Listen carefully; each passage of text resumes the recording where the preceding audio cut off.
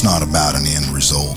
It's about an expedition, a journey that leads us into wild places, both near and far. In a time where some believe hunting is not relevant to modern society, we carry the torch and stand on the foundations of those that have come before us. We continue to invest into the ecosystems of which we must sustain. It's an effort to conserve, to provide, and celebrate God's renewable resources. Yes! Hey, 380 plus. I killed a marquette, dude. It is our life. It is our passion. And we make no apologies for our God-given right to hunt. Our nation's most northeastern state is home to a clump of forest land that encompasses over 12 million acres. At the heart of this land lies a hunting community that is deeply rooted with hundreds of years of tradition. Among the many wildlife species that inhabit the North Maine woods is the eastern moose. Although smaller in size than the western or Alaskan moose, these eastern moose are the most aggressive of their kind, which leads to the possibility of some very close encounters during rut. Hunting these moose in the North Maine woods has been a dream of Mark's for many years, so when he learned that he could secure a tag in the state, he was anxious to start his adventure. We're going into the North Maine woods. He kept saying we had to go through a gate. I wasn't understanding what he meant. You can see it behind me. It's an actual official check-in station. From here to Canada, there's nothing, literally nothing, just dirt roads. So everybody who goes into this section of the state has to get registered and checked in case something happens. Her request was when we came back to bring her Diet Coke. She's been here since April. No joke. This is a traditional camp here. This is kind of what we grew up with in Pennsylvania with whitetail hunting. It's all about the tradition. It's all about the family, all about coming a day or two ahead of time scouting and hanging out at camp and just drinking and eating and the camaraderie. Very similar. So pre-rut in Maine is like probably the best. I've only hunted in Maine, so I'm gonna say the best ever. And the moose, you spray a bunch of scent out, and they come in because they're, I mean, it's not unlike whitetail. You do the same thing. It's just whitetail just don't always come to that stuff. No. So are moose more responsive? I mean, it works every year. I go out, I pre-scent everything like deer hunting. Yep. I know you're a big deer hunter. Oh yeah. I'm excited. I can't wait. Yesterday they were in here and they made a couple of calls. One of those big moose came right out of that corner right there. You got a little video of it. It's pretty cool. Morning number one here in Maine. Brought back so many memories because this is truly so much like I grew up hunting in Pennsylvania. The first day is a big deal. I mean, it's 3 o'clock in the morning. They got us up. Chris Caba went and actually slept on the road. It's a dead-end road, so a dead-end road you can protect as your own place to hunt. I guess that's kind of the non-written rules as hunters. He slept there last night. Good morning, sunshine. How was your night's sleep? It was good. It was very relaxing. I was communing with nature. Thank you for the hot coffee. You're welcome. That's just for you, reward for you sitting out here. I wanted to make sure that we were first in line for the big moose. This is awesome. You guys ready? I'm ready. You look ready. You look good. Mark, you ready stoked. to do this? I'm ready to go, dude.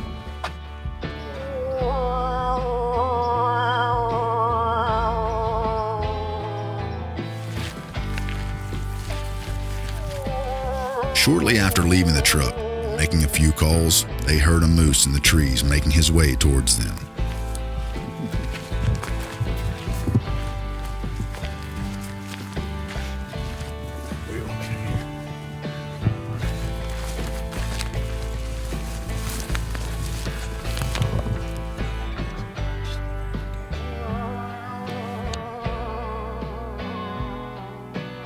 After getting in position, a young bull appeared through the woods.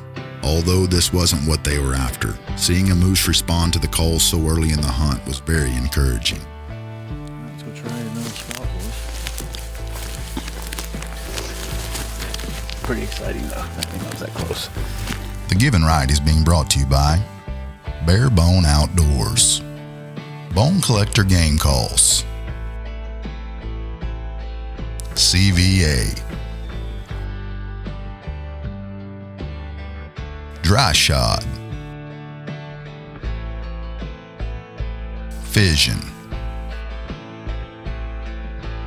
and Insights.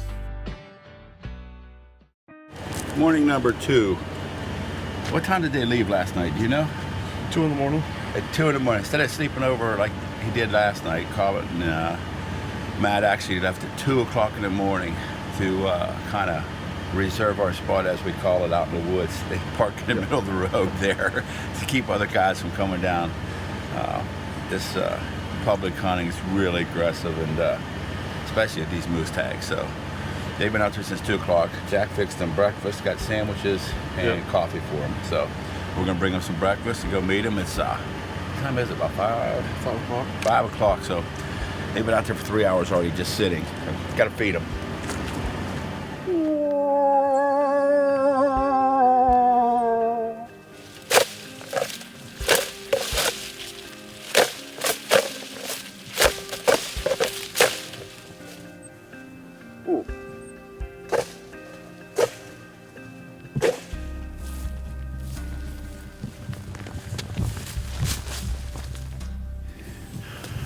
Well, our first stop, I made 3 different calling sequences, and he thought he heard one, but we didn't hear it. We didn't see anything. So it's a beautiful spot, beautiful morning, gorgeous day. Life's good, just no moose yet. The remainder of the day was filled with silence. They knew moose were in the area, but they were not getting any responses to their calls. Although no bulls were seen, they found an area covered in sign and made plans to return the following day. It's the 3rd morning here in Maine.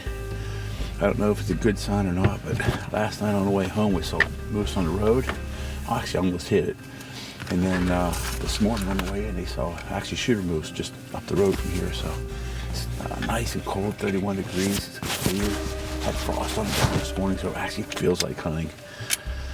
Haven't had a lot of luck yet this week, so hopefully today brings a different day, a little more action.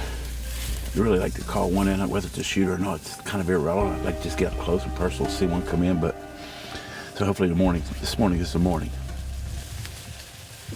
After leaving the truck, they headed straight for the area they had found the afternoon before.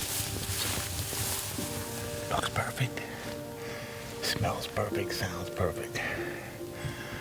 And I'll see if it is perfect. Let him do some calls. That's one.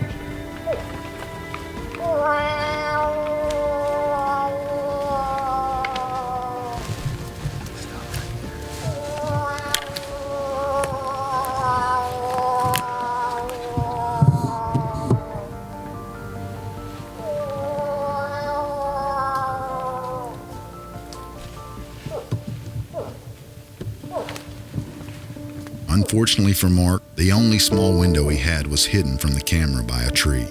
The bull finally realized that there was no cow in the area and ran off into the thick timber.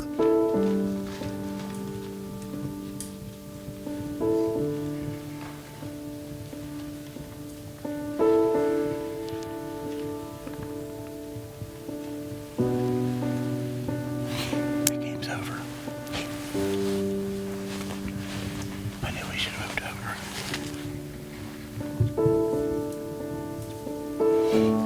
That's cool.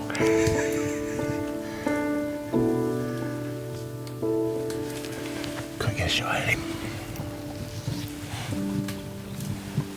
And when I did, I didn't have a very good shot. Curtis couldn't see him anyway. The Given Ride is being brought to you by Lethal, Polaris, Reveal,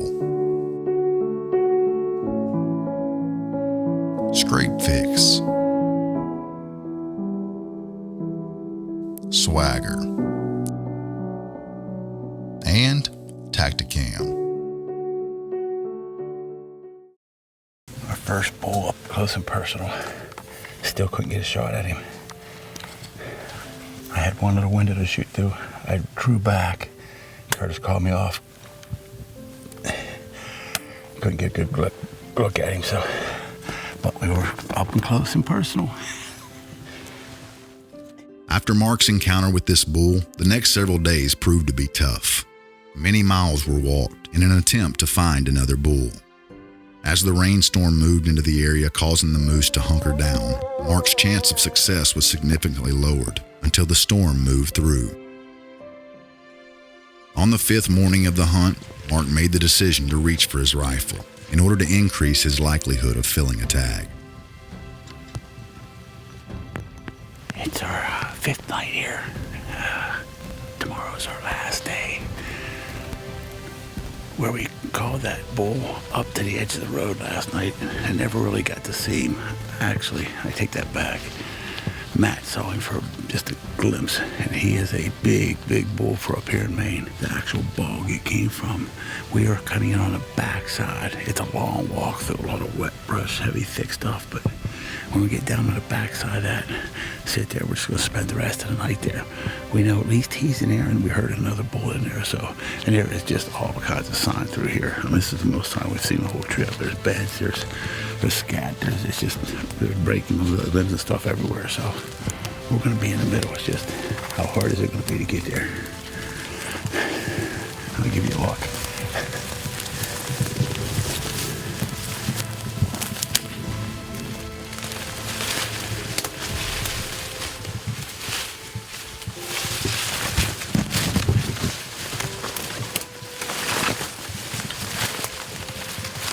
As the day was coming to a close, Matt heard a moose in the woods heading their way.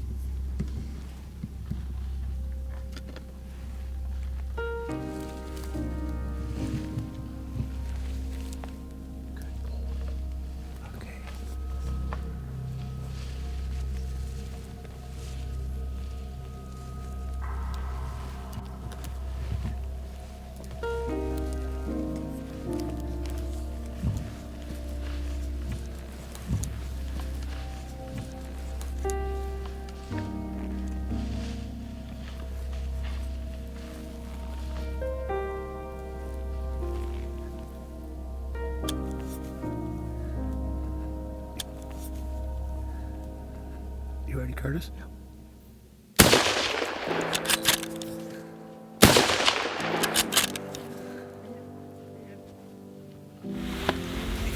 He's down. Sure. Keep up there.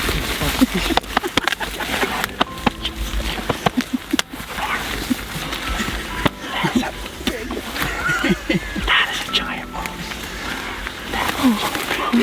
I was like, you said it's a giant. I was like, shh. He's either 50 or 60. He's huge. Oh, really? He's huge. He's huge, man.